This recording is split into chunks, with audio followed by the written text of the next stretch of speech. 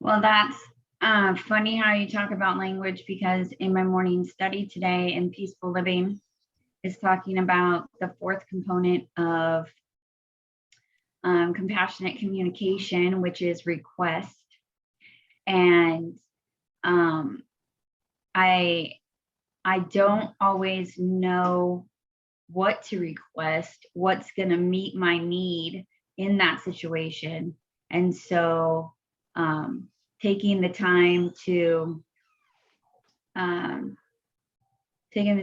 really let that process before you go to the person to have the conversation, to really get clear on your observation, which is number one, your feelings, which is number two.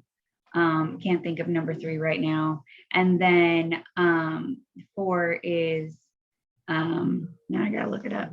4 is request. So, because a lot of the times when I'm reading this about compassionate communication, I'm like, I don't talk like that. Oh, needs is the third one. So, you know, how she forms a sentence, you know, in this way, I'm like, dude, I don't talk that way. Like if I talked that way to Jay or my kids, they'd be like, what? So, you know, taking the time to kind of form your thoughts in that pattern of, okay, what am I observing? How does it make me feel? What do I need in this situation? And then making a request to meet those needs, you know, and then expressing it however, you know, it doesn't have to be like she talks. It can be the way I talk, you know, and, you know, allowing myself to process so that I'm more clear, because I feel like I use this process with my kids, you know, like with doing the dishes or helping clean around the house or Jay spending time with me.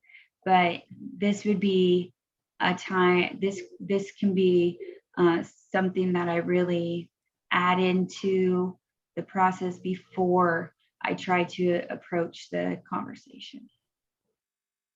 Yeah, what I like about that formula that she puts, that you can kind of tweak it to meet your needs, like you're saying, is that the request is a way of asking, are you willing to? And I really like that language. That, well, are you willing to speak to me in a softer tone or whatever it is that you're asking? But when you say, are you willing to, it kind of, I don't know, I like that. I like that word willing. I feel like it puts some responsibility on the other person to own their part in the communication process, whether they're willing to or not, you know. So I think when she gives you the specific language, isn't the request part, you say it, are you willing to? I don't know, I can look. Yeah, well, I mean, I think that's the way I interpret it, and when I use it, I try to say it that way, because when someone asks me, are you willing to? It stops me and makes me think, well, wait a minute, am I willing to do that, rather than my gut reaction would be, well, I don't care, you know, just you know, reacting rather than thinking about what I'm going to say. Yeah, she said, would you be willing to?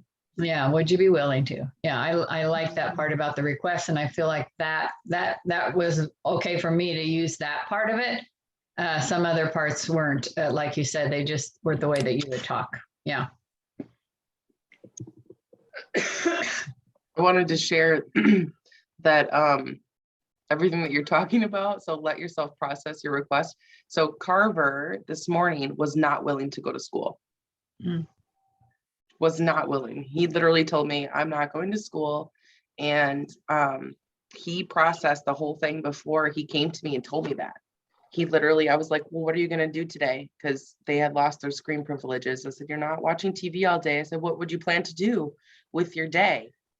And he already told me, he's like, I'm going to play with Legos all day. I'm going to play with my Transformers and my stuffies all day. he had already known what he was going to do throughout the day because he was not willing to go to school today. So I got to call the school and tell him that he needed a mental health day. He felt fine, but his emotions were big and he needed a mental health day today. So that was one of my celebrations with Sue's, was that I made that call, and Yeah, felt good.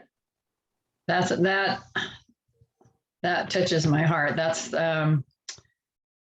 true parenting. Listening to your kids. And because what would my gut reaction be? Oh, yes, you are. Get dressed. and get in Don't the have car. fever, your butt's going to school. Yeah. Yeah, but how amazing to truly listen and have options. What does that say to your kid? I mean, you really matter, and what you think matters, and I'm going to honor that. But this is the structure. We're going to do homeschool, and you still have no screen time. Yeah, great. Well, thank you so much for sharing. I'm going to turn off the recording. Aha,